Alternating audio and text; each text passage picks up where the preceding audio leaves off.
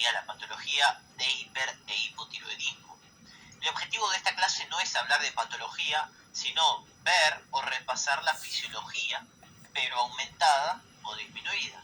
No me voy a enfocar en la patología propiamente dicho, sino qué pasaría ante un aumento de la función y ante una disminución de la función. Cuando hablamos de trastornos de las hormonas tiroideas, podemos encontrar el hipotiroidismo, que significa que hay una baja o una falla de la concentración de hormonas tiroideas. El hipo puede ser primario, secundario o terciario, dependiendo de dónde afecte, o un hipertiroidismo, que haya un exceso de las hormonas tiroideas. Por lo tanto, en este ejercicio, lo que voy a hacer o planear es ver qué pasaría con las funciones fisiológicas, que las vamos a volver a repetir, y qué pasa si yo tengo baja esta función o qué pasa si tengo alta esta función. Por ejemplo, a nivel metabólico, ¿qué va a pasar en el hipo y en el hipertiroidismo? A nivel de lo que sería el metabolismo, las hormonas tiroideas aumentaban el metabolismo basal. Si yo estoy en una situación de hipotiroidismo, no voy a aumentar el metabolismo basal. Por lo tanto, mi cuerpo va a funcionar mucho más lento. Y al tener una disminución de ese metabolismo basal, también disminuyen las funciones metabólicas.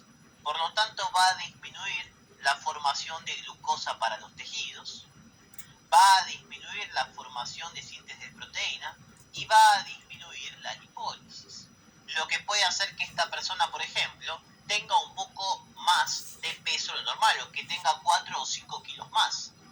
¿Por qué? Porque como su metabolismo basal está disminuido, no está gastando energía y nutrientes, y de esa manera eso se acumula como reservas y se denomina o se lo ve como aumentos de peso.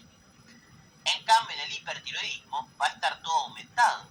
Tiene aumentado el metabolismo basal, por lo tanto tiene aumentadas las funciones metabólicas, puede generar un exceso de glucosa, una hiperglucemia, va a tener un aumento de lo que sería el concepto proteico, pero en exceso, en el hiper que tenía catabolismo proteico. ¿Por qué? Porque quería hacer gluconeogénesis. Entonces va a tener un exceso de glucosa para asegurársela a esos tejidos, y va a haber una lipólisis que también está aumentada, lo que se va a traducir como una disminución del peso de esta persona.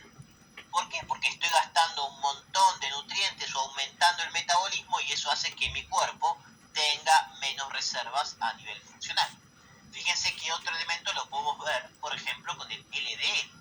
En un hipotiroidismo, ¿cómo van a estar los niveles de LDL? Y van a estar bajos, mientras que en el hiper los niveles van a estar altos. ¿Qué pasaría con respecto a nuestras acciones del sistema cardíaco o nuestras acciones con respecto al sistema de la sangre? Habíamos hablado que fisiológicamente se encargaba de aumentar propiedades cardíacas a través del sistema beta 1 y la presión diferencial por los beta 2, el upregulation esteroideo. ¿Qué va a pasar en un hipotiroidismo?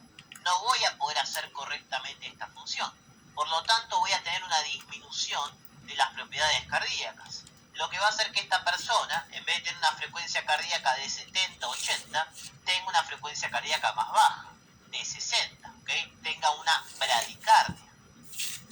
¿Por qué? Porque estoy disminuyendo esta característica fisiológica que se encarga de mantener mi corazón correctamente. Voy a tener una disminución de la presión diferencial o de pulso. Ahora, en vez de tener 80, 120 o 120, 80, capaz tengo ahora una presión de 120, 100. Fíjense que la presión diferencial está modificada porque no puedo cumplir estas funciones al no tener esta hormona tiroides. En cambio, en el hipertiroidismo, todas las funciones van a estar excesivas. Voy a tener tanto aumento de las propiedades cardíacas que la persona ahora va a tener una taquicardia, un aumento elevado de la frecuencia cardíaca y un aumento de la presión diferencial de pulso. En vez de ser 120-80, ahora va a ser 120-60. Fíjense cómo las funciones fisiológicas o las pierdo o me aumentan. Como comentamos respecto a lo que sería el sistema del metabolismo basal, aumentaba los requerimientos de ATP y eso me generaba un aumento de la calorigénesis. En un hipotiroidismo no voy a aumentar la calorigénesis, por lo tanto la persona puede tener frío o puede tener más frío de lo normal, porque su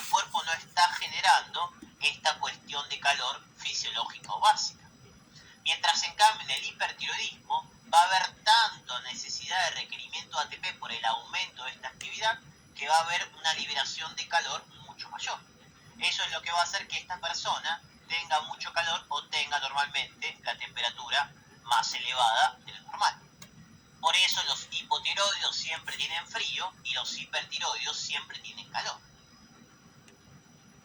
¿Y qué pasaría con respecto al desarrollo y mielinización del sistema nervioso central, el crecimiento y la motilidad?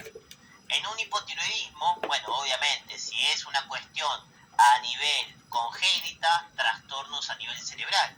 Pero si es en el adulto, la persona va a estar mucho más lenta, va a tener sedación, le va a costar generar esos pensamientos porque no tiene el sistema que favorece este desarrollo y esta cuestión de la mielina.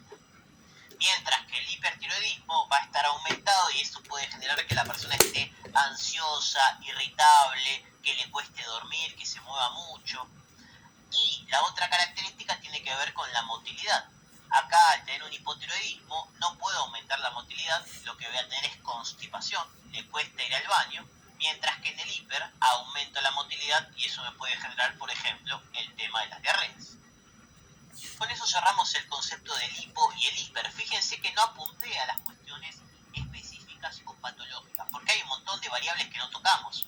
Lo que quiero que lo piensen o que lo vean es ver lo fisiológico y ver si no hay hormona, que no voy a poder cumplir esa función, o si hay un exceso, que esa función se vea aumentada. Por eso únicamente hablé de las funciones fisiológicas modificadas. Muchas gracias.